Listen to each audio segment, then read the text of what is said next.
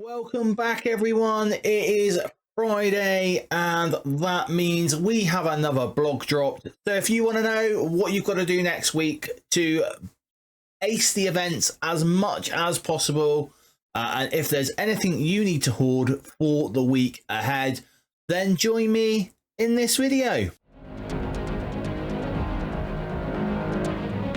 What's on, everyone? It's only me, BPG, and welcome back to the channel. If this is your first time here, I make at least 2 Marvel Strike Force videos every single week, usually based around the events within the game, trying to crush them free to play. Sometimes I do get time to sprinkle in other videos as well. So if you find the content in this video helpful, please do consider giving the video a like, subscribe to the channel, and ring that notification bell so you don't miss any more BPG uploads. And if you're new around here or not, why not hit a comment down below? I love to speak to each and every single one of you. And in the news this week, we had the Night Stalker team revealed. That is correct. The data mines were right. Blade, Oath, Man-Thing, Agatha Harkness, and Moon Knight are your Night Stalker raid team. They look pretty awesome on first hand. Don't know how Blade is going to be released. I'll be interested in that, especially considering he has 4 awakened abilities to go with him. Let me know your thoughts on the Night Stalker team down below. We have the next Battle Pass going live on Monday for Ares. That is right, as free-to-play players, we will finally have our 4-star Ares, and for me, that means it's time to build him, because that means I can get into his showcase, and I can get that awakened ability for him, which is the key to making Ares work. Also on Monday, we have Omega Sentinel having her initial release. That'll be the 675 core orb and offers, and also the Red Star orb, where she'll have a greater chance of dropping. I would pay attention to Boylon's channel. I'll leave a link to in the description down below. On Monday, most likely, he will have a video, should you call or not. He's had it pretty much bang on so far, and he has updated that as we go. But yeah, go check my brother Boylon out on that one on Monday. I'm sure you will see whether he thinks you should call for Omega Sentinel or no. The Orcus Omega raid has an update, and here we are on the blog. So the Orcus Omega reward update, basically they are changing the amount of Armory 19 orb fragments depending on the difficulty that you are doing. It looks like they're starting to loosen the chains of Crimson Gear. Armory 19, that Gear Tier 19, they're starting to loosen the chains a little bit more on this. And this can only really mean one thing. We are most likely due a level cap increase at some point soon. And that will come with probably a gear tier not too far after. But hey, we will see what happens there. And the Weekend Blitz Hunter, which was an event that was mentioned in the Path to Orcus blog, has been scrapped. That is correct. This was something that has been, Boylon has been going on about. I've been saying about last week, that we were supposed to have this Weekend Blitz Hunter event coming, and it is not coming. Instead, they are putting the Thanos shards into the Path to Night Stalkers events, just delaying it a bit more. I think we're going to have more of this phase 1 for Thanos. Hey, we'll see how it goes. Let's keep on keeping on. Kyln is back. That is right, everyone. Kyln Tower, or Escape from Kyln, is back. It is called Omega Assault this time. We now have more floors. There are now, I believe, 52 cells total to escape from. Same as always, it's a 3-character squad-based cell trait requirement tower. It's just a roster check, guys. This is checking how big your roster is, how wide your roster is, and are you able to do all the nodes. And basically, I think last time I got up to cell 40. This time, hopefully, I'll be able to push a little bit further. I'll try and do something to do with, you know, what teams I'm going to use for the cells here. Spider-Verse Tech, Spider-Verse Skill, that's really simple. That's just your Spider-Verse Skill team, which is your Spider Society. And then later on, you've just got the Spider-Verse Skill team down there at cells 41 to 43. So again, that's Spider Society again.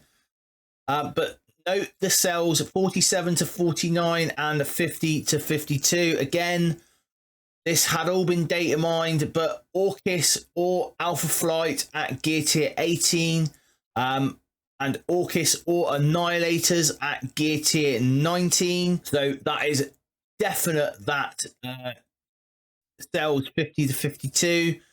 You should have your Annihilators at gear tier 19 most likely if you are in the end game like myself. But I would say the fact that these cells have the Orcus tag on them would mean that they're most likely tuned more towards Orcus than Alpha Flight or Annihilators. And that is the reason why we had Sentinel event this week just gone. I said it last week. I thought there would be an event round the corner, and I was right. What are your rewards for escaping? So breaking free from as many cells as possible to earn the T3 crystals, T3 ISO 8 credits, T3 L1 ions, crimson and teal gear, gear credits. I wish they wouldn't give us those gear credits. They just stack up in the Blitz store. Gold, training modules, Guardian shards, red stars and diamonds. So diamonds for Guardian. Okay, cool. In addition to Revolution Orbs for the Operation Omega event and Golden Ciphers for the Orcus showcases. Where are those Golden Ciphers going to be? Most likely near the top, I would say, but we will wait and see.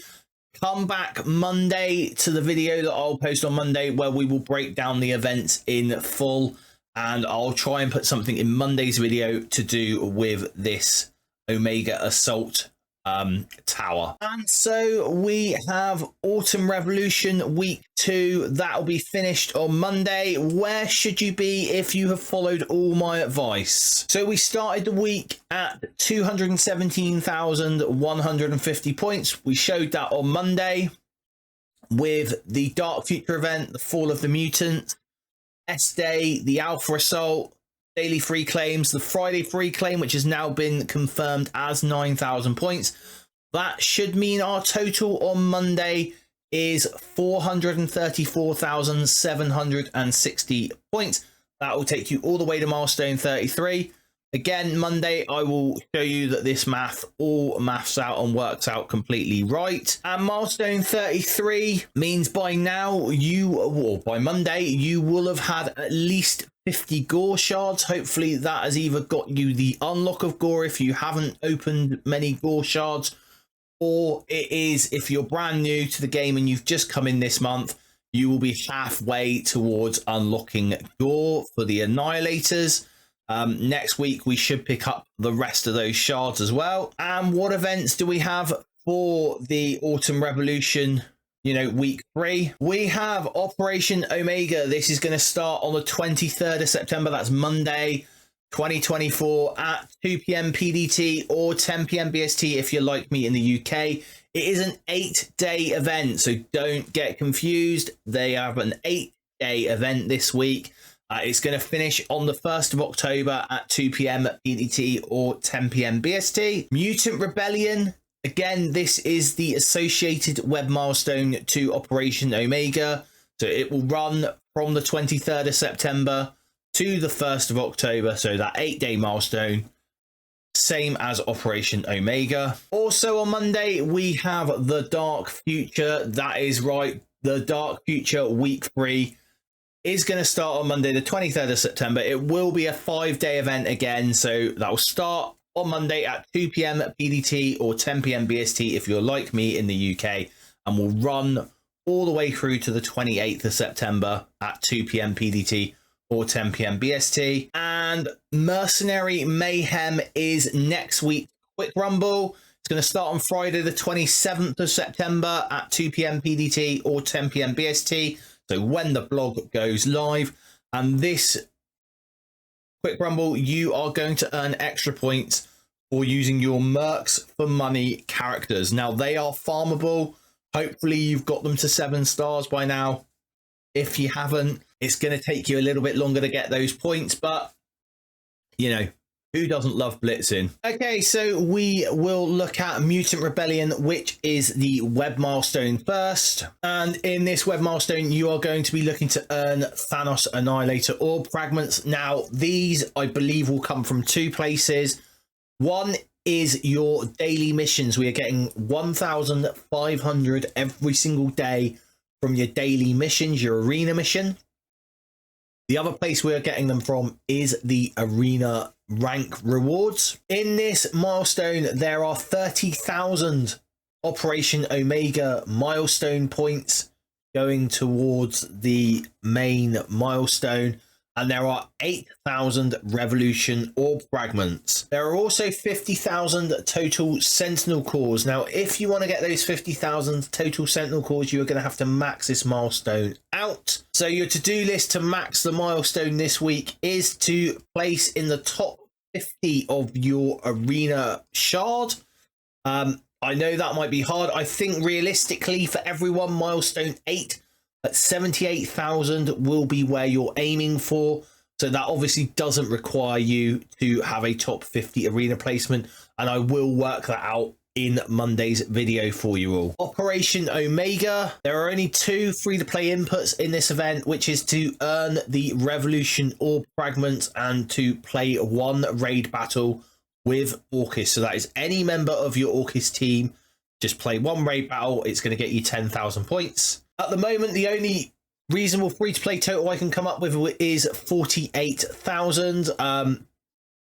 We don't know what these Revolution Orb Fragments are going to come in like. So, again, come back on Monday. We will have all that information. I'll break all of it down for you to see how, you know, how much you're going to have to do, how far you're going to have to get in Kyln to be able to get the event item, but I'm pretty sure that with some reasonable engagement you should be able to get the event item this week. And your to-do list will be to do 1 raid battle with Orcus and collect as many Revolution Orb Fragments as possible from the Omega Assault Kyln Escape from Kyln Tower. And don't forget to go to the website to collect your daily free claim, which I leave a link to that in every video down in the description below. So 48,000 obviously does not get us the main event item. We need 68,000 for that. So I would assume that most people should be able to pick up 20,000 or 10,000 Revolution Orb Fragments from Escape from Kyln. That should be not a problem. But again, on Monday, I'll go over the whole thing and see where we can get to and, you know, what sell you reach to what payout you'll probably get from this Operation Omega milestone. And there is something else about Operation Omega. That is right.